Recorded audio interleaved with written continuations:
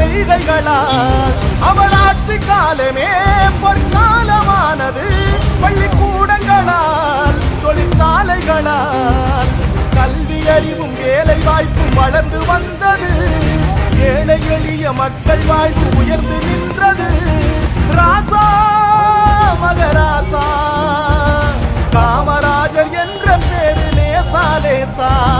ராசா மகராசா காமராஜர் வாழ்ந்த காலம் லேசா லேசா.